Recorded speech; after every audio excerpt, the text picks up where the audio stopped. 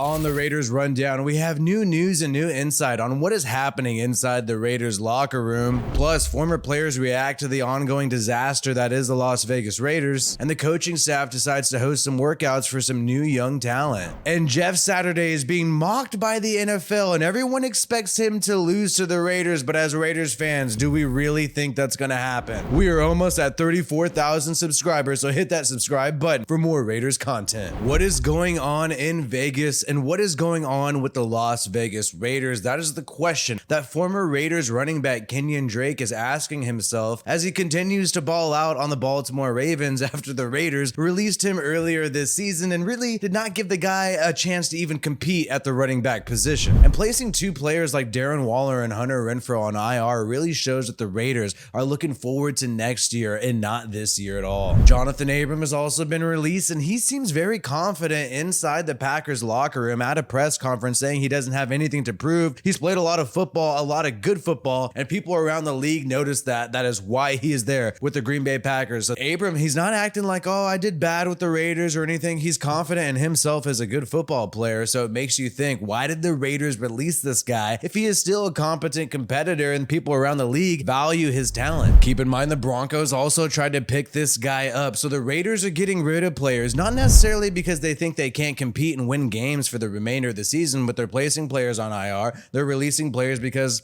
they're looking forward to the future. Vic Tafur of The Athletic commenting on what's happening inside the Raiders locker room. For all of Vic Tafur's faults, he still is near the team, talks to the players, talks to the coaches, and he's in the building, so he could get a sense of what is happening right now. What is the mood? What is the tone? And we've seen reporters be a little more curt on what is happening with the Raiders, when before usually they're politically correct, they don't want to ruffle too many feathers, but even Vic Tafur is being open about the fact that this is kind of a disaster right now. We produced this video after the GM Dave Ziegler press conference saying that he is pointing the finger at the players and not the coaches, and now Vic Tafur seems to be echoing this same sentiment, saying when asked if we think this team could be completely different next year, Vic Tafur goes on to say he's not even sure about the star players. And in praising McDaniels and defensive coordinator Patrick Graham, Ziegler was clearly saying in the press conference that it's the talent, the intelligence, the execution that's not good enough, not the coaching. And this is a key thing. When asked about the vibe inside the locker room, especially after losing to the Jags, Vic Tafur is pretty frank, but this gets really crazy. When asked about the vibe inside the locker room, Vic Tafur does not hold back. He talks about the fact that yes, the Raiders brought in some Patriots players like Duran Harmon, who goes on to say it's not the scheme's fault. It's not the scheme's fault. It's the execution. You got some of these former Patriots players sending the message that the coaches want inside the locker room, but the fact that the Raiders lost after spending that time in Sarasota, you're expecting them to have a big victory against the Jags, and that is what Vic Tafur is talking about. They put in all kinds of hard work and had a bunch of confidence while they're in Sarasota, but they did lose in horrible fashion to the Jaguars. After the game, there are a lot of players openly questioning what was going on and wondering for the first time if things were going to turn around. So that is the hugest statement there. Vic Tafur, who is inside the locker room, who is asking questions at the press conference, who doesn't always say exactly what's going on because you don't want to lose access to the players and coaches and the owners and whatnot. This guy is even admitting that after the game, we have players, not these little Patriot players who just echo what McDaniels and Ziegler wants, like Duran Harmon, oh, it's not the scheme, oh, it's not the coaches, it's on us, it's on us. But you got other players who've been with the Raiders a lot longer than Duran Harmon saying, hey, what is going on? I'm questioning now for the first time whether or not the Raiders could turn things around under McDaniels and Ziegler. And we also published a video talking about, is Josh McDaniels sabotaging Derek Carr, and will Derek Carr ultimately be a scapegoat for a bad season for Josh McDaniels? And even Vic Tafur is echoing this sentiment as well. When asked about Carr's future, Vic Tafur says losing teams that had expectations always need a scapegoat, and I don't think Leatherwood and Jonathan Abram are going to cut it, implying that Derek Carr could be the scapegoat for this season. That's what everybody's thinking about right now. Is Derek Carr bought in with this coaching staff, and is this coaching staff bought in with Derek Carr? And you hear Derek Carr at a lot of press conferences, especially when the Raiders lose a game, he's saying, hey, I am trying to put the football exactly where Josh McDaniels wants to put it. He has said this numerous times. I am trying to please Josh McDaniels, and I think, Derek Carr is not going to say anything mean about anybody, but he will leave out some clues here and there, and clearly we have not seen Derek Carr have a season this bad. This is his worst season that we've seen ever in his career, and I think he's dropping these little clues to say, hey, it's not all on me. But ultimately, Genius Josh was supposed to put all of our players in a position to win, and he sold Mark Davis on an idea that he could take Derek Carr, he could take Darren Waller and Renfro and just add in Devontae Adams and have one of the greatest offenses in the NFL. That is what he sold Mark Davis on, and that is not happening right now. Josh McDaniels has been disappointing to say the least, and now he's going up against Jeff Saturday, a guy who's never coached an NFL game in his life, but this guy has a lot of confidence, and a lot of Raiders fans are thinking, I think this dude could light up Josh McDaniels and the Raiders this week. Here's the deal. Everybody talks about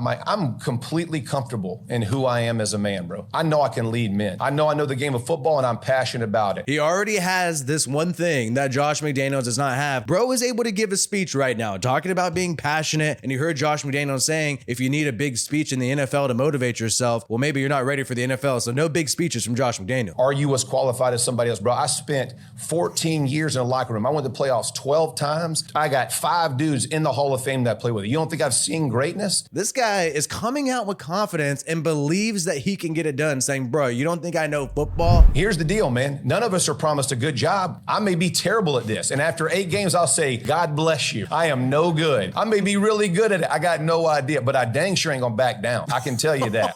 Yeah, he dang sure is not gonna back down, dude. So a lot of people are saying, oh, this is ridiculous. The Colts hiring Jeff Saturday, no experience. This guy's just a media guy, former player. Now he's supposed to go and play the Raiders, and everybody is guaranteeing a Raiders victory, and it's because a lot of the mainstream media hasn't paid attention to the Raiders too closely this year. But you can't sit here and tell me the Colts don't have a shot. And this guy motivating his players, he really seems like he knows how to give a passionate speech, and maybe that can manifest into a victory this week. And Josh McDaniels has this team that is just collapsing, and a lot of people are saying, oh, this is a perfect bounce back game for the Raiders, but I think it's a perfect opportunity for the Colts to show the Raiders fan base just how bad the Raiders are right now. And you have to wonder, I know Mark Davis said, oh, Josh McDaniels is going to be the head coach for years to come, but if you lose to Jeff Saturday, if you get out coached by Jeff Saturday this upcoming week, and you also go on to continue to lose more games the rest of this season, I don't know how in the offseason you don't pull the plug unless you just gave this guy a shitload of money and you cannot afford to pull the plug. And the Colts also have Shaquille Leonard, their starting linebacker, also a great tight end, Jelani Woods, and running back Deion Jackson out for this game. So no excuses for the Raiders on the offensive side of the ball. They don't have their best linebacker on the field. And the Raiders are working players out. They're looking towards the future. There's a possibility we might see Deshaun Bauer in this upcoming game, but they also worked out former Chiefs and Jets defensive end Tim Ward, looking at this edge position, seeing if they can upgrade. Kind of interesting when you already have Chandler Jones there, but maybe looking for a backup plan for Cleveland Ferrell once he moves on eventually in free agency. And a few days ago, this slipped through the cracks, but they did work out some defensive backs. Quinterio Cole, who was on the practice squad earlier this year, Antoine Brooks as well, Jalen Elliott, and also Devin Keys. So probably looking for some more safety help, more cornerback help, but mainly safety due to the absence of Jonathan Abram in case something happens to Isaiah Polomal or Duran Harmon. Either way, I'm really shocked with all the roster moves that happened this week, with Renfro and Darren Waller being placed on IR and not even having a chance to really come back any of these next 4 games. And the season has kind of seemed like it's going downhill and it's almost gone. And Raiders fans do deserve better than this. There's a lot of hope, a lot of expectations that this could be a great year. And a lot of people spent a lot of precious money to go and cherish this moment that we thought we'd have. And hopefully it happens next year. There's only a few different areas the Raiders can go in right now. They can go into a full rebuild mode by getting a new quarterback, because I think a rebuild would start at the top, or they could try it again with a different head coach and different coaching staff next year. That's an option. Or maybe everybody stays together and Josh McDaniels and Derek Carr try to get it done in year 2, and Mark Davis goes on to see if that can really manifest into something special. I think these are the 3 different areas the Raiders can go in. Even though I am roasting Josh McDaniels all the time, I actually do hope he has success, because I think that increases the chances that we can have a bowl run next year if he shows that he can be successful in the second half of the season. But if McDaniels loses even 5 of these next 9 games, you have to just think that this guy is probably not head coaching material. You would have to just assume that, and hopefully Mark Davis would make the right decision and move on in that scenario. My name is WiFiWillie. Peace out, and I hope you have a good one.